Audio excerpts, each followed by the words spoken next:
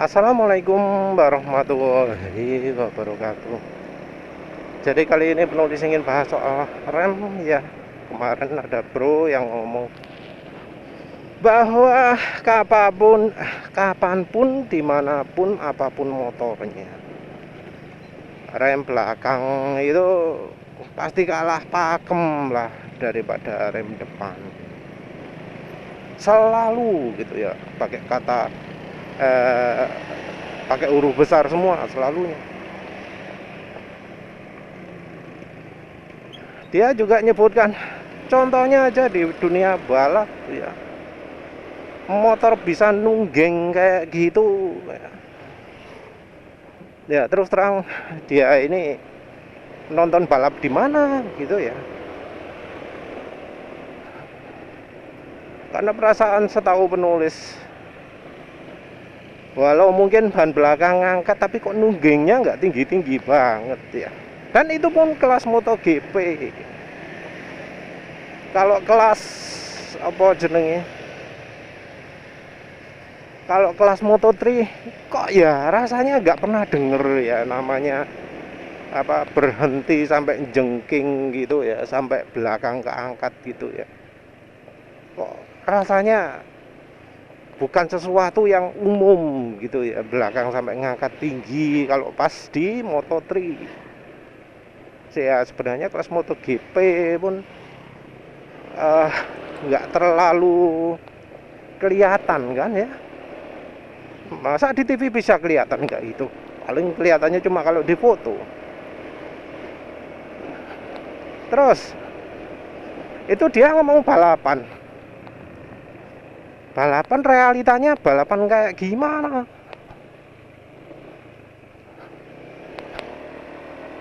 Balapan apa yang dimaksud? Apa motor ini NMAX ini dipakai balapan? Atau Mio, atau Beat, atau Address? Apa kalau di balapan motor NMAX lawan BCX misalnya, itu umum terjadi ban belakang ngangkat ketika ngerem? Kok nggak pernah denger ya? Ya penulis karena ya merasa nggak pernah tahu, bilang ke dia, omong kosong, mana buktinya? Dan sampai seharian nggak dijawab-jawab ya, kalau dimintai mana buktinya ya. Padahal waktu respon pertanyaan pertama dalam kurang dari 1 jam, begitu ditanyain mana buktinya, wes gak wani jawab lagi. Mengapa kok bisa begitu? Ya menurut penulis karena memang dia nggak punya bukti. Awalnya sampai muncul diskusi ngomong rem depan selalu lebih pakem itu karena penulis klaim bahwa kalau pakai rem belakang saja kok jarak henti motor penulis ini kok lebih cepat ya. Ini mungkin bisa praktek. Jadi kalau pakai rem belakang saja kok berhentinya rasanya lebih cepat daripada kalau pakai rem depan saja. Ya terus dia ngomong, itu berarti cara pengereman Anda yang salah. Gitu ya.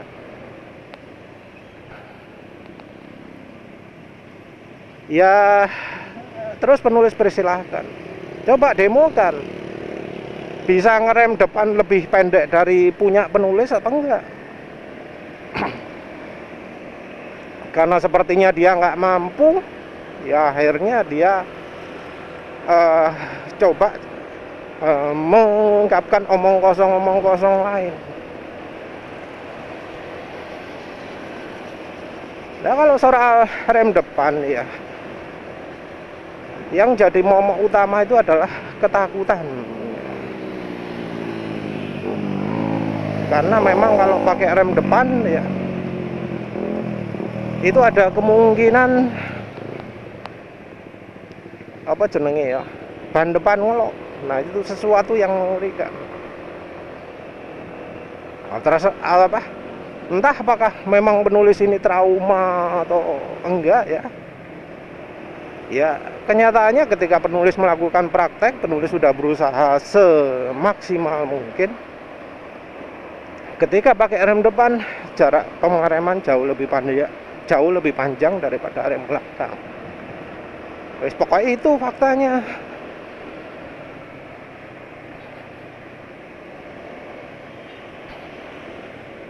Mau teori apapun kan yang penting prakteknya.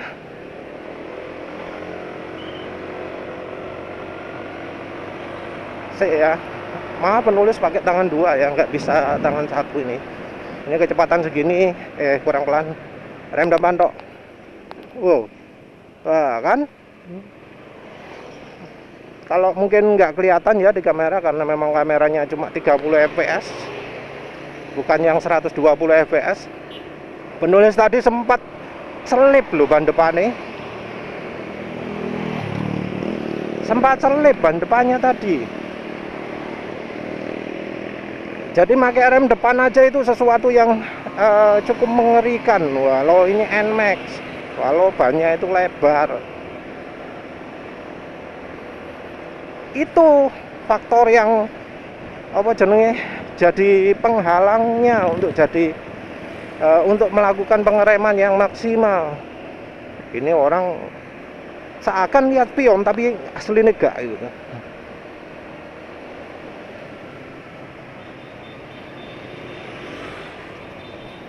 Tadi penulis sempat selip ban depannya ketika ngerem kayak gitu. Itu tadi rem depan tok. Kalau rem belakang tok, ya selip jarno. Karena apa? Selipnya ban belakang aman. Ini kondisi jalannya juga kurang ideal, lihat sendiri ya. Jalannya ono apa jenenge ono pasir-pasire. Sik. Coba lagi sih. Penulis maaf, nggak wani kalau rem depan tok ya. Yang tadi tok aja cukup ya.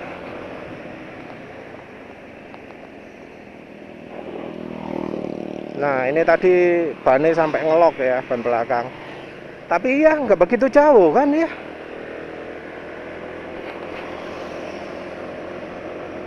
Sih, berani lagi nggak rem depan?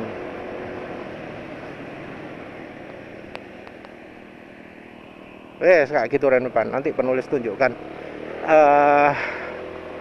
screenshotnya kayak gimana. Tapi yang jelas uji ini ya, saya cek lagi rem belakang. Sini rem belakang.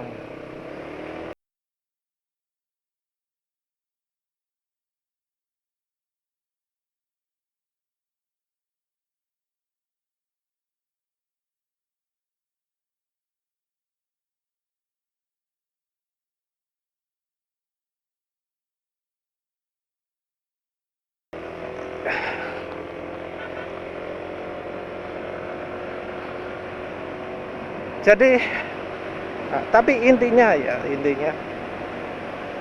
nggak selalu rem depan itu lebih pakem daripada rem belakang. Ada misalnya kondisi kalau boncengan, apa dipikir orang itu nggak pernah boncengan kalau naik kendaraan? Kalau goncengan di motor NMAX ini ya, apa ya masih tetap depan yang paling pakem? Kan ya enggak, belakang yang harus lebih pakem lagi. Yang kalau remnya merek Fuboru seperti penulis pakai sekarang rasanya aduh kurang pakem remnya ya.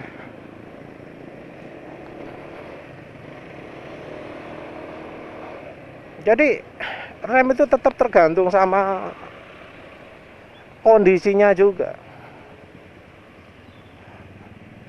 Dalam situasi basah gitu ya, ya pengaruhnya rem depan kecil ya. Dan pengaruh rem depan kecil saat hujan, saat jalan licin, Itu sebenarnya berkaitan juga dengan bedanya antara balapan dan harian. Ada satu fakta penting yang sering diabaikan oleh orang-orang yang nyuruh lihat contoh di balapan, yang kemudian upgrade sistem rem depan mati-matian, gila-gilaan. Yang aslinya berapa inci? 12 inci, mbuh piro, diganti dengan yang besar sekali gitu ya. Cakramnya digedein, dibuat sangat besar katanya biar mantep rem depan nih. Padahal ya aslinya habis itu, oh terlalu pakem, harus dikurangi. Ya apa caranya kalau ditekan rem depan kayak ABS? Dibuat kayak ABS, maksudnya adalah kalau ditekan gak pakem. Harus dibuat los demikian rupa sehingga pas dengan berat badan ia saat itu. Jadi kalau jadi makin ringan harus disetel lagi, kalau makin berat disetel lagi. Ya jadi ya campur aduk lah ya. Aneh modifikasi ini. Nah kembali lagi ya ke beda utama antara balapan dan harian itu ada pada grip ban. Apa dipikir gripnya ban MotoGP itu setara mas sama motor NMAX ini, sama motor harian?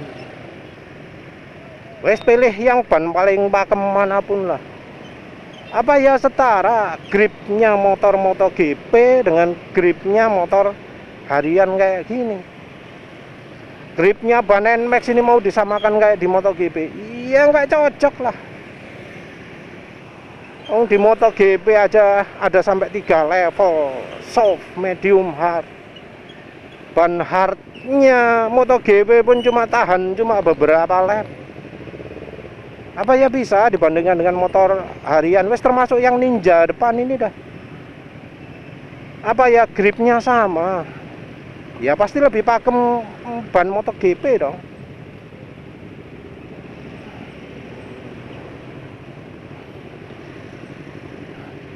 Terus pengaruhnya apa sih kalau bannya lebih pakem? Pengaruhnya dengan mass transfer atau weight transfer, yang terserah lah, yang manapun.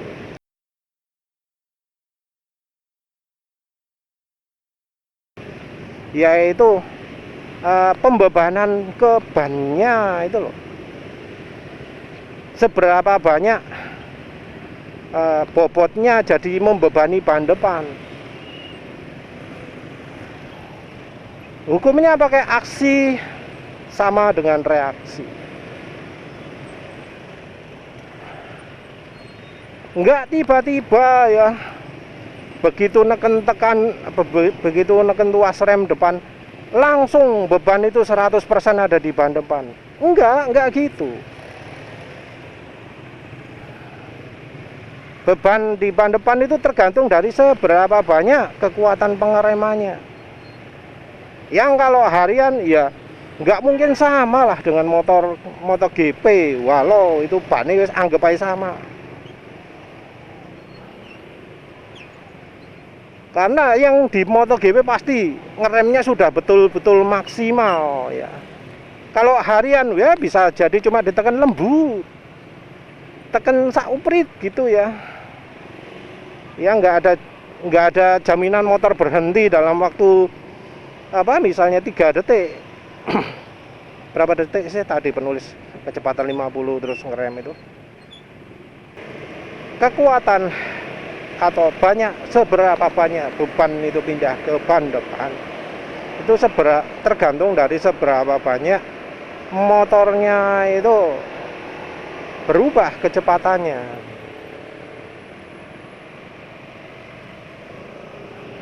Jadi kalau motornya itu, nah itu depan contoh kalau nggak siap ya. Kalau nggak siap memang kayak gitu ya, shift down-nya setelah motornya berhenti. Harusnya kalau ya siap, itu shift down-nya sebelum motornya berhenti. Gitu ya, motor lagi. Kembali lagi ke topik. Besarnya bobot yang pindah ke depan itu tergantung lemah kuatnya tenaga pengereman. Kalau tenaganya lemah ya sedikit pindah ke depan. Kalau tenaga pengeremannya kuat ya banyak yang pindah ke depan. Apa sih hubungannya dengan perpindahan bobot ini? Hubungannya dengan weight transfer ini? Hubungannya dengan perpindahan massa ini? Hubungannya adalah ya kalau banyak ya berarti yang membebani ban depan itu lebih banyak. Kalau yang membebani ban depan itu lebih banyak, ban depan lebih ngegrip. Kalau ban depan lebih ngegrip, ya dominasi kekuatan pengereman ada di ban depan. Nah, kalau situasinya baik grip bannya maupun kekuatan pengeremannya maupun kelicinan permukaan aspalnya itu rendah, ya tentu nggak akan banyak perpindahan bobot ke depan. Yang artinya ya pengereman akan didominasi oleh rem belakang. Jadi ada hubungan ya antara grip ban, antara permukaan aspal mulus atau antara permukaan aspal licin atau yang ceket apa istilahnya jenenge, yang peret, yang bahasa Indonesia nih, boh.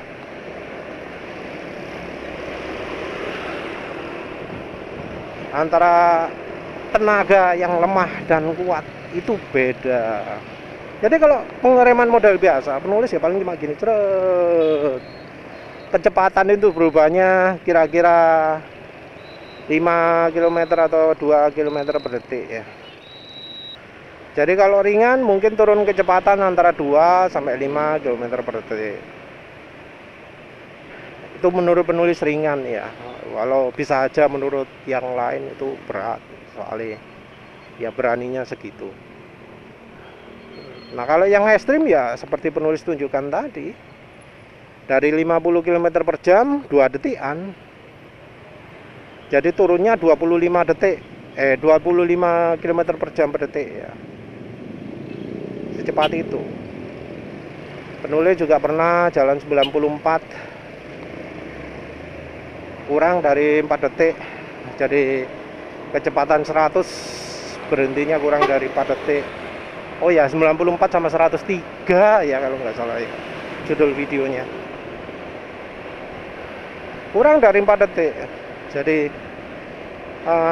per detiknya 25 km per jam lah, kira-kira kayak gitu. Itu yang jadi acuan penulis ya. Kalau lebih dari itu ya termasuk ngerem ringan ya. Kalau ngerem ringan ya otomatis grip di ban depan kurang begitu kuat. Nah, ini juga berlaku antara ketika kita membandingkan antara rem depan tok dengan kedua rem. Nah, kalau pakai kedua rem ya daya hentinya akan lebih kuat. Nah, kalau daya hentinya lebih kuat, maka kita bisa pakai kekuatan pengereman yang lebih besar tanpa mengalami ya seperti penulis alami tadi, sempat sempat kepleset ya ban depannya.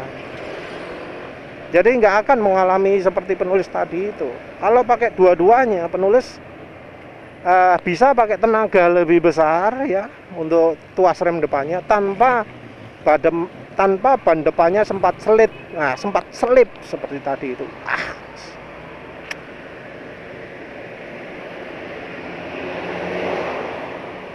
Jadi ya jangan nganggep ya mentang-mentang ono teori rem depan itu paling pakem terus pakainya rem depan dok.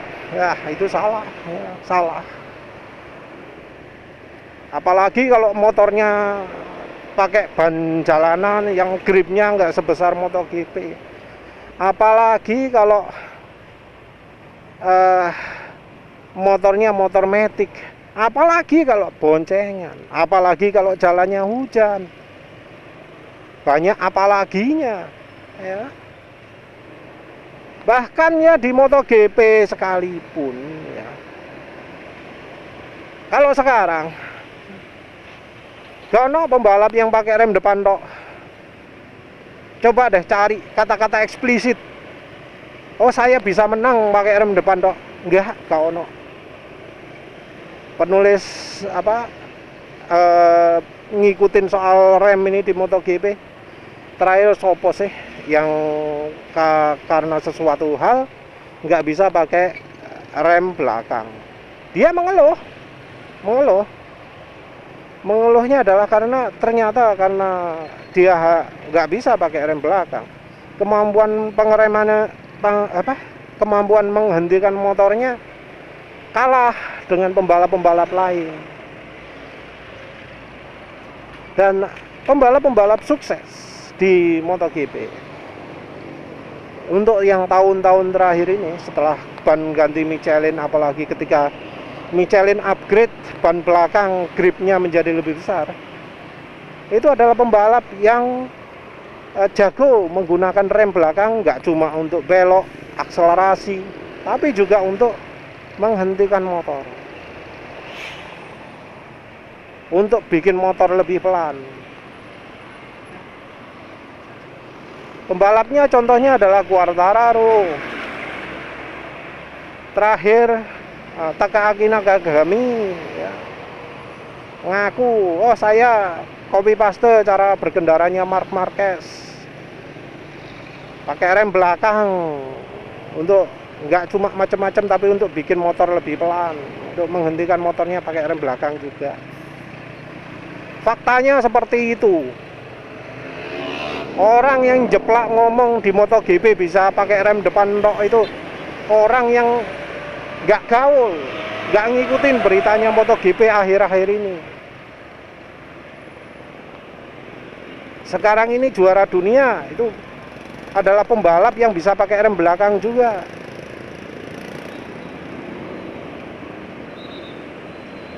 Mungkin alasannya, wah itu untuk akselerasi. Wocon dewe lah.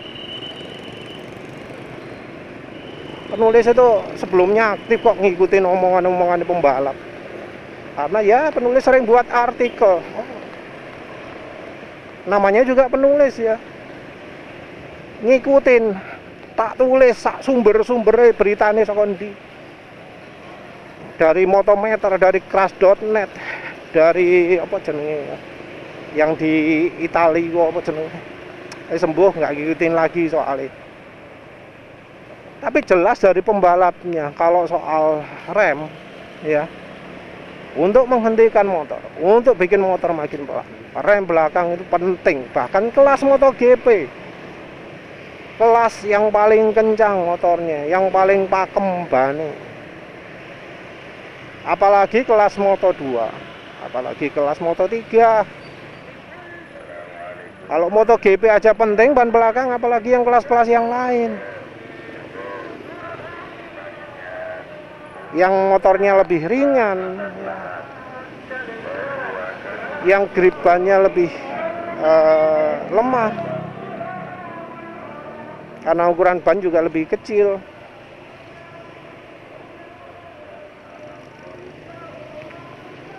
Nah, kita juga ngomongnya kelas MotoGP,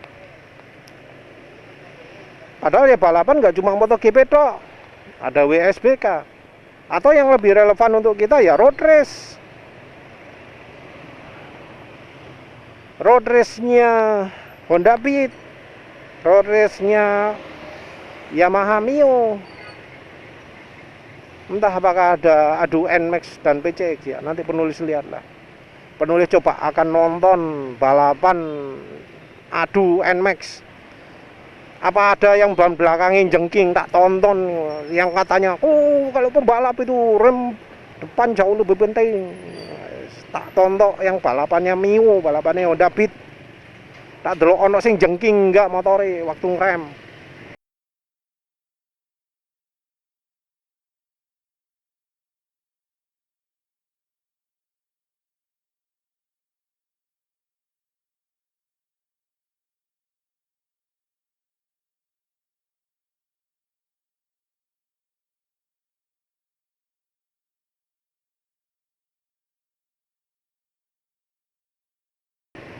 Paling juga yang waktu ngerem jengking itu ketinggalan sama yang lain waktu pengereman nih.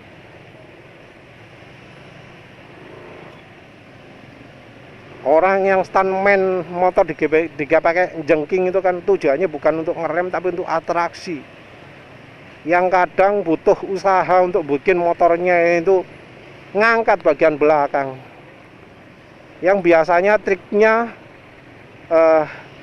ngeremnya 2 kali. Direm, lepas, direm lagi sampai jungkit kalau nggak salah gitu. Tapi jelas lah ya bahwa nggak bisa kita itu menyamakan antara balapan dengan harian. Nggak relevan, nggak sesuai. Karena yang di balapan itu selain grip ban juga lebih besar, ya, kondisi motornya juga beda. Jadi jangan ngimpi lah. Lihat apa bedanya, perhatikan juga. Ya sayangnya orang Indonesia nggak mikir ya. Dipikir yang di balapan itu pasti cocok untuk harian. Mulai dari sistem pengereman, mulai dari oli, dari modifikasi pakai knalpot racing, filter racing. Dipikir sama kayak harian. Orang pun jadi niru-niru, oh remnya Brembo gitu ya, sip, hebat. Padahal pakai standaran pun cukup ya. Ya wes lah, itu aja. Ya wes, itu aja. Yang jelas, jadi samakan lah. Kalau misalnya merasa ya omongan penulis salah, praktek no. Penulis tadi sudah demokan cara pengeremannya penulis kayak gimana. Pakai rem belakang tok, pakai rem depan tok. Kalau ngomong caranya penulis salah, ya tunjukkan. Mau gampang kok. Tinggal cari jalan yang belakangnya kosong gitu ya. Mau kecepatannya cuma 50, nggak jalan 100. Termasuk ringan lah itu. Karena banyak jalan yang memungkinkan untuk jalan 50 km per jam. Cobaan dewe jalan apa bener sih yang omongan-omongan itu. Ojo nuruti video Devianto Wahyu itu yang nunjukkan. Wah kalau rem depan itu waduh cepet banget. Rem belakang bisa ndeloso gitu ya. Bisa jauh banget gitu ya. Enggak kayak gitu, itu manipulasi itu. Itu diakali, akal-akalan itu ya. Dibuat sengaja. Atau misalnya kalau itu serius beneran itu berarti motornya motor rusak reme itu ya. Yang katanya di-upgrade sampai puluhan juta atau berapalah itu ya. Itu motornya wis rusak itu. Wis nggak layak pakai itu karena masa ngerem belakang sampai sejauh itu ya.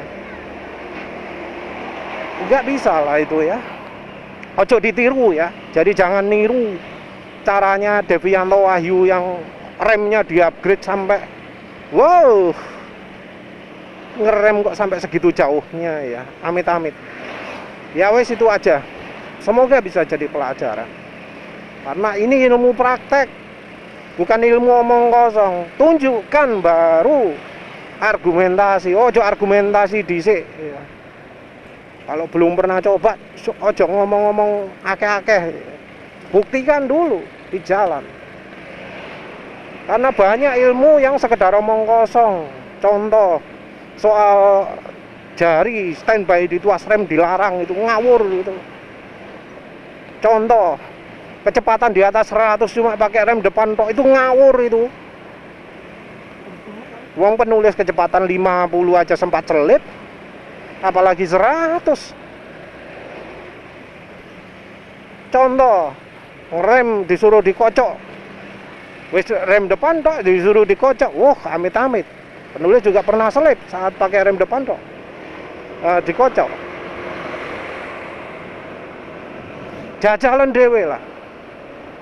Dan perhatikan kalau yang demokan itu menunjukkan bahwa apa yang ia tunjukkan itu parah. Ojo ditiru strukture, ojo dirungokno omongane. Kayak yang didemokan Devianto Wahyu itu kan salah. Karena jarak pengeremannya jadi jauh.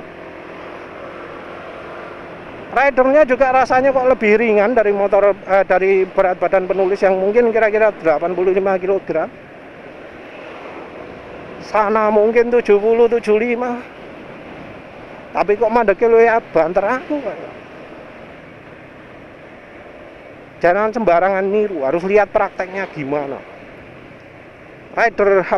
Instruktur yang ngajari rem depan tok terus dikocok itu, suruh demokan jalan 100. Lihatin berapa detik dia bisa berhentinya. Kalau sampai lebih dari 5 detik, nah itu jelas cara yang super salah itu ya. Ya wes itu saja. Terima kasih udah menonton. Assalamualaikum warahmatullahi wabarakatuh.